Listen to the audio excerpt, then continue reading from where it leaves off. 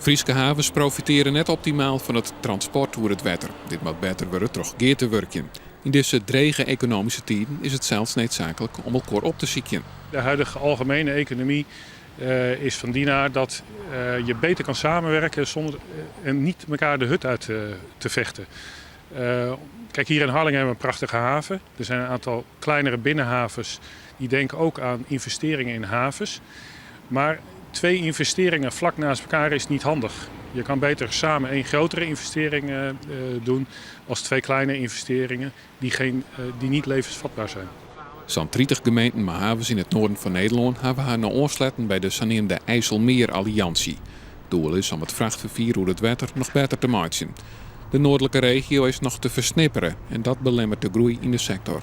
In de versnipperde regio zal er nauwelijks eigenlijk ingesprongen worden door grote logistieke partijen, omdat het gewoon te bewerkelijk is. De economische wetten die zijn keihard en de grote partijen, zeker de multinationale partijen, ja, die gaan toch voor de laagste kosten.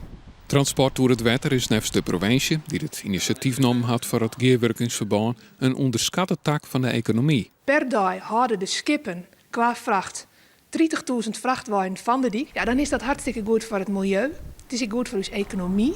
Maar met die economie gaat het op dit stuit net zo goed weer terug er een stuk minder te vervieren valt. We scheppen hier de voorwaarden voor de markt om het drukker te laten worden.